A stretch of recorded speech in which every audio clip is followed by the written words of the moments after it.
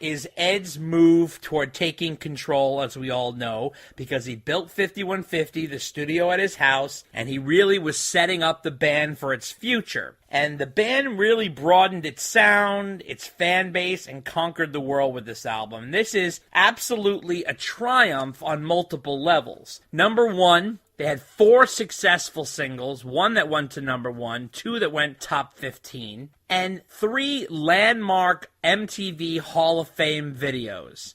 That's number 2. And number 3, they reached the success of the first album and even surpassed it by cementing their classic rock legacy. Now, we've all heard in the past recent times of Eddie Trunk cites the first 4 Van Halen albums as the solid, untouchable run classics. But Dave and I really feel that the first 6 are really included in that line. There's no question about that. And he also cites 1984 as the introduction of keyboards, which caused them to go so commercial he couldn't stand it. But and look, he's entitled to his opinion, but there's also fact here. It's really strange because he went on a rant in recent times. What? Eddie Trunk went on a rant? Yeah, can you believe it? Can you believe it? Well, he went on a rant, I believe it was on the day of the anniversary, which was January 9th. He went on a little bit of a rant where he talked about everybody blames Sammy Hagar for Van Halen going into keyboards. And first of all, Sammy Hagar has nothing to do with 1984. There's no reason to even bring him up in that conversation. He was out doing VOA, wearing parachute outfits and singing about Russia. But at the time, first of all, Van Halen introduced keyboards back in 1980 with Women and Children First on And the Cradle Will Rock, where Eddie played a Wurlitzer electric piano, the same one he actually wrote Jump on. Then in 1981, on Fair Warning, Eddie Van Halen plays an Electro Harmonix micro synthesizer on Sunday Afternoon in the Park. And then in 1982, he played a Mini Moog synthesizer on Dancing in the Streets on Diver Down. So 1984 is not the big Van Halen introduction to keyboards, Mr. Trunk. Get your facts straight. And I actually like Eddie, and he's been on our program. I have listened to him growing up,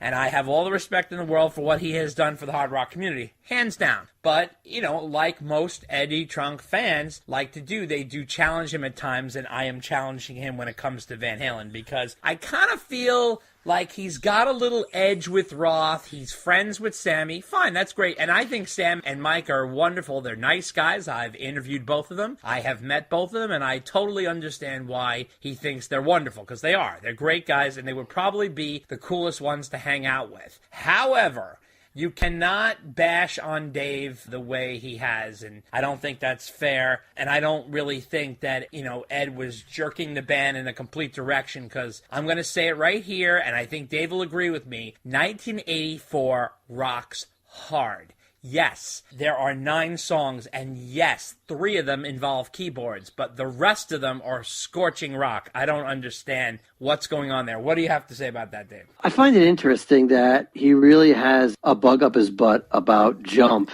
when one of his top Van Halen songs is When It's Love. Oh, God. So, which is fine, but all-time Van Halen songs, by the way. What's that? He notes it as one of his all-time Van Halen songs. Right. So I don't understand what the issue is that he dislikes Jump so much as a keyboard song when he likes other keyboard songs. I mean, look, to your point, Van Halen had already tested the waters. Yes. With keyboards. Yes. Thanks to your excellent list. I'd also add the keyboards on 1982's Intruder. Oh, right. As well. That's true. I forgot about that. Right. Yeah. Which I think actually Roth tickled the ivories on that one, believe it or not. Right. And Dave, as we kind of discussed a little bit through texting, there was a version of Secrets that had some keyboards, right? Right, the single mix, absolutely. Right. And to this day, I don't even know why that wasn't a bigger single, but I'm very biased towards that song. But the proof is in the pudding. I mean, Dancing in the Streets had been, I think it was top 40. Yeah, big time. They had already let that horse out the gate. Oh, sure. I mean, it had already been done. Now, admittedly, Jump was so big. Oh, yeah. That it really was everybody's first experience with Van Halen and keyboards. Right. And I mean, admittedly, if you're used to your Van Halen rocking with the guitar. I mean, that's a big jump, pardon the pun, right? I mean, that's a huge switch. And I can only imagine what it would have been like if the internet had been around in 1984 and that song came out. Oh, God, yeah. Oh, right? I mean, yep. But, I mean, a good song's a good song, and Eddie felt strongly about it. Mm-hmm. And that's not even the one that gave some members of the band the most agita. I mean, I'll wait. Right. That was the one, right? Right. So, yeah, I mean, it was kind of a risky move. Right. But, I mean, then again, Ed's move, it wasn't like he was doing this way out, crazy music that was so weird it was bad. I know. Right? Yeah. I mean, not only was it good, but it was poppy, it was catchy. I mean, I'm sure the record company loved it. They were like, oh, you want to do that, Ed? Go ahead. We just found our first single. Right. No problem. Right. Right. So, absolutely. So what happened? So Ed was right, and, you know, it gave him a lot of flexibility going forward. Yeah, absolutely. And we're going to get into the album right now, and we're going to start with the title track, 1984, which is a quick instrumental at the beginning, clocks in at 1:09. And this is an intro that really builds up to the anticipation for the journey the listener is about to take. It's almost like you're about to take off on a Disney ride or something.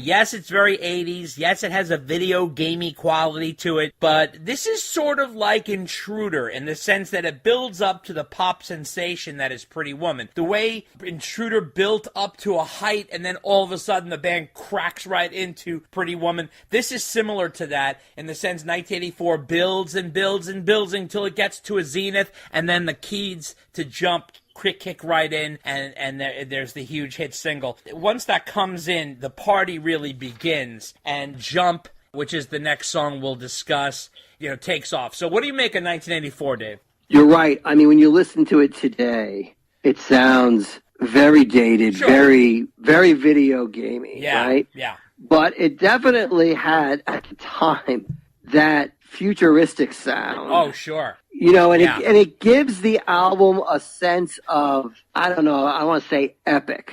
Right. But like gravitas. I think that's a good term, yeah. Right, like this is something. Like the album was named after 1984. There's obviously the book 1984. Sure. I mean, and the album has nothing to do with that, for sure. No, not at all. But, the similarities end with the title. Yeah. But, there's 1984 as a year because of the book stands out. Mm-hmm. So when you have that intro, like they're already making a statement. If you hadn't heard the single yet, which would have been very surprising because by the time the album came out, the single was all over radio. Right. But if for chance you hadn't, it's already setting the tone. Right. And really, it's not the first time that a Van Halen album began without a guitar. Right.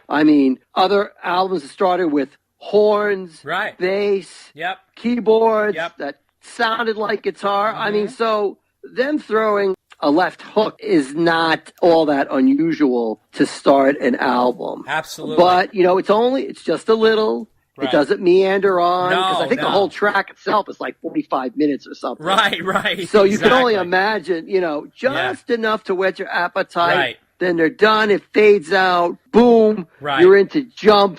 And, we're off to their biggest selling single of all time. Absolutely. It's sort of a dramatic pause before this whole incredible ride is about to take. And getting into Jump, which is the second song. Okay, so Dave and I are both 48. We're about to turn 49 relatively soon. So we were about 14 at the time, or probably not even 14 yet. We were 13 when Jump came out.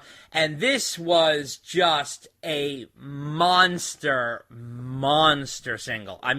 This dropped huge and hard. Now, let's consider the time. You're talking about 1984, which was on the cusp of 84, so at the very end of 83 when they're released. In fact, very, controversial that they would release a song so late in the year. I mean, they released this like 4 days before Christmas. I mean, I don't think anybody does that.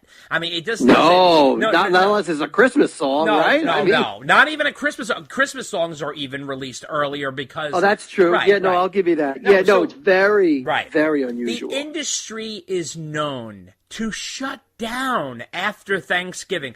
Everything is just catalog releases, greatest hits.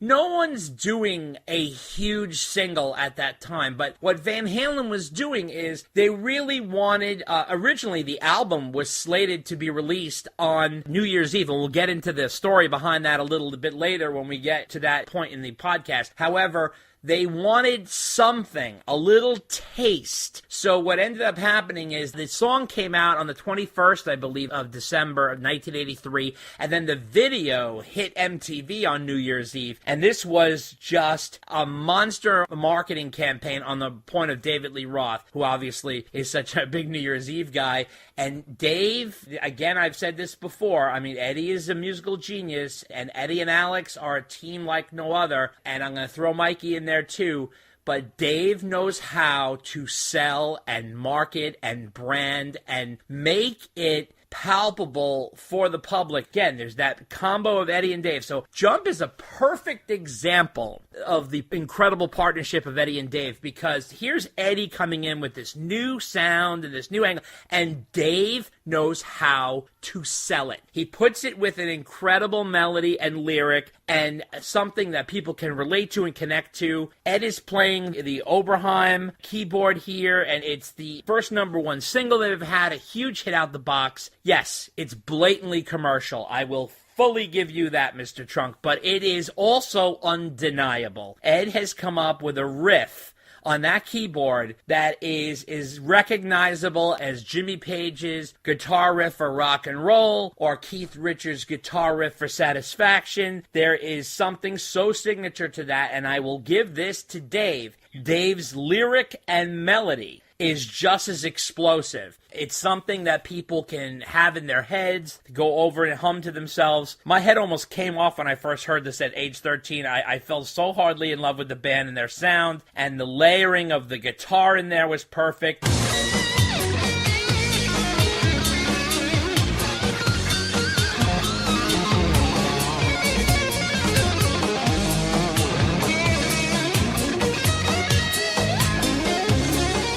The keyboard solo on here, oh my God, what an incredible moment that was.